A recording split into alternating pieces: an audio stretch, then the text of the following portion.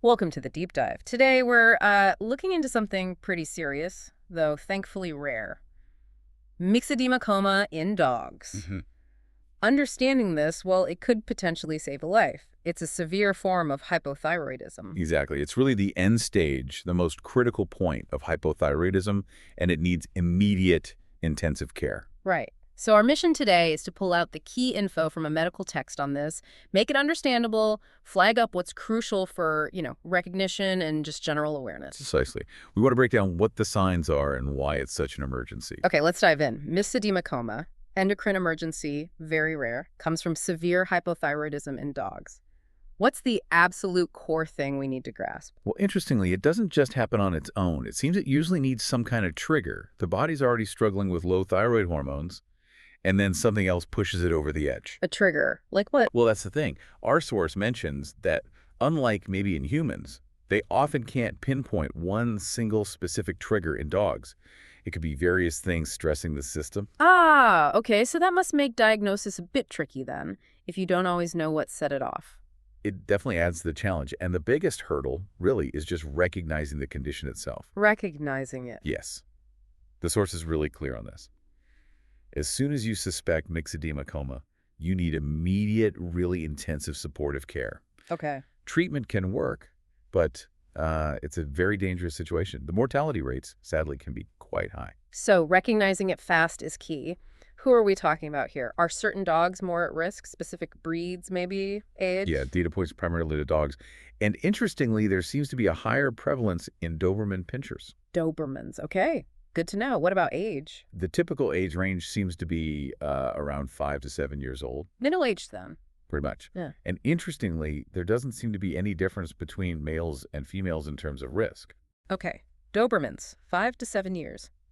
What about cats? Can they get this? That's an important point. Mhm. According to our source, no. Myxedema coma hasn't actually been reported in cats. They can get hypothyroidism, sure, but not this specific crisis. Right. So strictly a dog issue, particularly those Dobermans. Right. Okay, for dog owners then, especially with a Doberman in that age bracket, what are the sort of early signs, the historical clues? Well, the source highlights three main things to look for in the history: changes in mental state, problems regulating body temperature, and a specific kind of skin swelling. Okay, let's break those down. Mental state changes. That sounds a bit vague. What does that actually look like? It can be a spectrum, really. It's Yeah. thought to be linked to maybe some fluid buildup in the brain, so it could range from just being less alert, kind of dull, Just not themselves? exactly, all the way to a full coma. But the most common thing reported is actually what vets call mental depression, just marked dullness, not very responsive. Coma isn't always present. So a significant slump in their usual alertness, but not necessarily unconscious. Got it. And what about the usual signs of hypothyroidism, like, weight gain or skin issues? Do those play a role? They can, yes. The source mentions that the dog might have shown other signs typical of hypothyroidism leading up to this, or they might even have a previous diagnosis of hypothyroidism. Ah, okay. So if a dog already has thyroid issues and then starts showing these more severe mental changes, that's definitely a red flag. Absolutely. A big red flag. Okay. Now, moving to what you'd actually see on a physical exam. If a vet suspects this, what jumps out? The most consistent finding, and this is really key, is hypothermia, low body temperature, but without shivering. Without shivering. That's odd, isn't it? Don't cold animals shiver to warm up? Normally, yes, but thyroxine, the thyroid hormone, actually helps amplify the effect of catecholamines, think adrenaline, which drives shivering. With really low thyroxine, that shivering response is blunted or absent. Wow. So the body's normal warming mechanism isn't even kicking in. That's significant. It really is. It's a crucial clue. What else? You might also notice their paws or ears feel really cold. That's cold extremities. It happens because the blood vessels clamp down in the limbs to try and keep blood flow going to the vital organs. Shunting blood to the core. Makes sense. And then there's that swelling we mentioned, the non-kidding edema. It's caused by a buildup of these gel-like substances, glycosaminoglycans, in the skin tissue. Non-pitting, meaning if you press it, it doesn't leave an indent. Exactly. Unlike some other types of swelling where you press and it leaves a little pit for a while, this type is firmer and bounces back. Okay. Cold limbs, that firm swelling. Yeah. Anything else? Yes.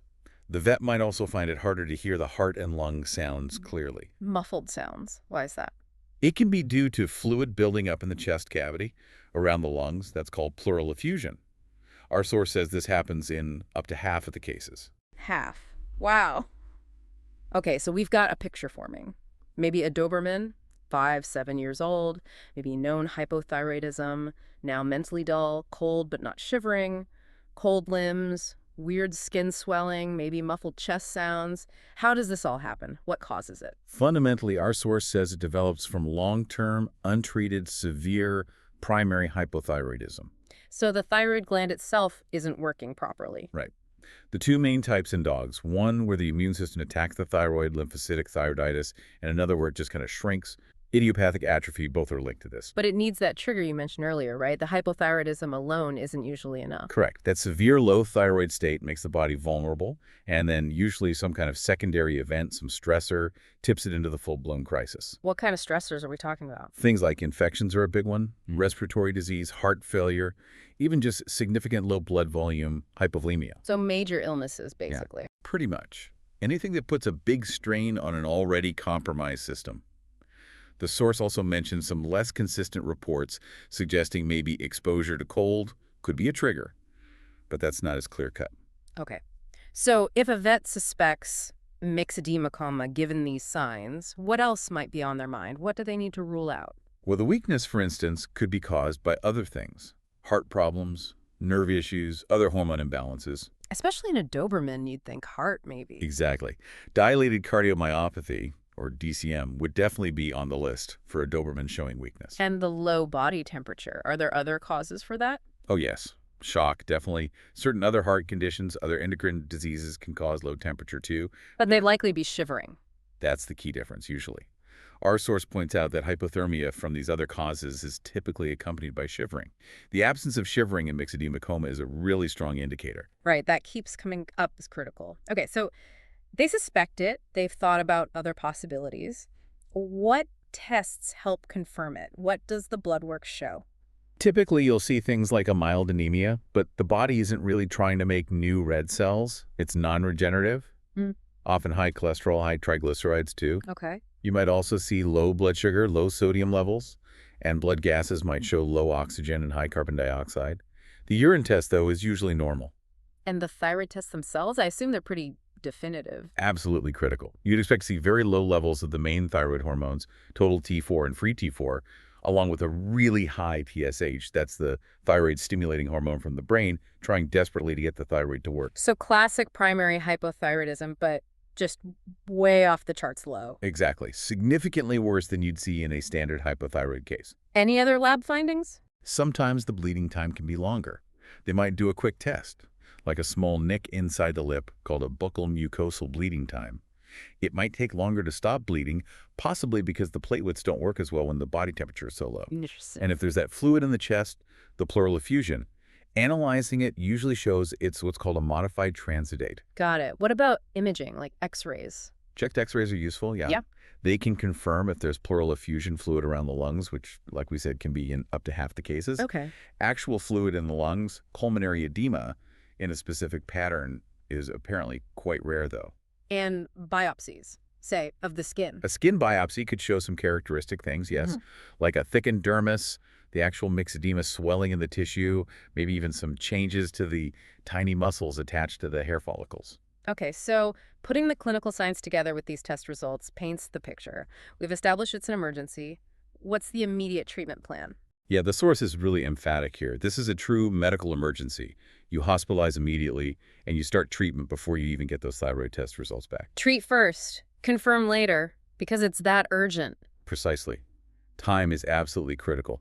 The first steps are always about the ABCs: airway, breathing, circulation. Make sure they have a clear airway, support breathing if needed, maybe even mechanical ventilation in severe cases. And circulation, blood pressure. Address low blood pressure immediately. Intravenous, or PAV, fluids are key for supporting blood pressure and helping correct that low sodium. But you have to be careful. Careful how? These patients often can't clear fluids very well, so you risk overloading them. Fluid therapy needs to be cautious and closely monitored. Right. What kind of fluids and how much? The source suggests starting with a bolus, a quick infusion of 0.9% sodium chloride, which is standard saline, at about 20 milliliters per kilogram of body weight. Okay, an initial push. Then you continue with IV fluids at a slower maintenance rate, maybe around 2.5 to 7 mils per kilo per hour, but you have to constantly adjust that rate based on their vital signs, blood pressure, heart rate, breathing, etc. And the core problem, the lack of thyroid hormone. That needs addressing immediately too. The cornerstone of treatment is giving synthetic thyroid hormone, levothyroxine, intravenously, straight into the vein. Okay. Now, what about the low temperature? Just warm them up quickly. No, that's a huge point of caution. You absolutely must avoid rapid rewarming. Why is that? Seems counterintuitive. If you warm them too fast, the blood vessels in the skin and limbs can suddenly dilate, causing a massive drop in blood pressure and potentially causing the heart to just collapse. Cardiovascular collapse. Warming needs to be gradual, passive over several hours. Wow. Okay. So slow, gentle warming. Got it. Let's talk specifics on the thyroid medication then. What's the drug and dose? The immediate treatment is intravenous levothyroxine. The dose mentioned is 5 micrograms per kilogram. That's 0.0005 milligrams per kilogram given every 12 hours. 5 levothyroxine, 5 mics per kilo, twice a day. Yes, but there's a caveat. If you're worried about the dog's heart, maybe they have a known heart condition. Like the Doberman with potential DCM we mentioned. Exactly. If there's concern the heart might struggle with the sudden increase in metabolism that the thyroid hormone will cause, you need to be more cautious. How so? Lower dose. Yes, the source recommends reducing that initial 5E levothyroxine dose significantly, maybe by 50 to 75%, in dogs with suspected or known heart disease. Start low, go slow. Right. Don't shock the system, especially the heart. Okay. And once they hopefully start to stabilize. Once the dog is more stable, alert, and able to swallow, you can switch them over to the standard oral levothyroxine tablets. The same pills used for regular hypothyroidism. Yep. The usual maintenance dose is around 0.02 milligrams per kilogram, also given every 12 hours. Okay. Are there any other major warnings or things to avoid during treatment? Really, the main things the source flags up again are that caution with the IV in heart patients and the absolute danger of rapid rewarming. Those seem to be the most critical pitfalls to avoid in the initial phase. Got it. Avoid rapid warming. Be careful with the dose in heart cases. So what's the outlook? If a dog gets through this crisis, what happens next? Well, the source is pretty blunt. The prognosis is serious. It's a very dangerous condition. Even with treatment? Even with prompt treatment. Mm. But if they survive the initial crisis, then they need lifelong management for hypothyroidism, just like any other dog diagnosed with it. Regular medication, monitoring, blood tests. Just standard follow-up. Exactly. And importantly, you also need to investigate and treat whatever that underlying trigger event was, if you can identify it. The infection, the heart failure, whatever pushed them into the coma in the first place. Right. Address the root cause as well. It really highlights how fragile things can be. It really does. Okay, let's try to wrap this up. Key takeaways from this deep dive. Myxedema coma. Rare but life-threatening dog emergency. Particularly in middle-aged Dobermans. Right. Characterized by that weird combo. Low temperature but no shivering. Plus mental dullness. Maybe that non-pitting edema too. Mm-hmm. And early recognition, getting immediate intensive vet care is absolutely vital. Including careful fluids, gradual warming, and starting IV thyroid hormone right away, possibly at a lower dose if there are heart worries. Couldn't stress that enough. And remembering the risk factors that long-term severe untreated hypothyroidism plus some kind of triggering illness or stress. It really makes you think, doesn't it, about how interconnected everything is in the body. It absolutely does. Yeah. When you see how one hormone deficiency, when severe enough and triggered, can cause such a catastrophic systemic collapse, Yeah. it makes you wonder what other subtle imbalances in the body's complex systems could potentially lead to such profound consequences if they're left unchecked. It's a sobering reminder of that delicate physiological balance. Definitely food for thought. Thanks for walking us through that. My pleasure. Important topic.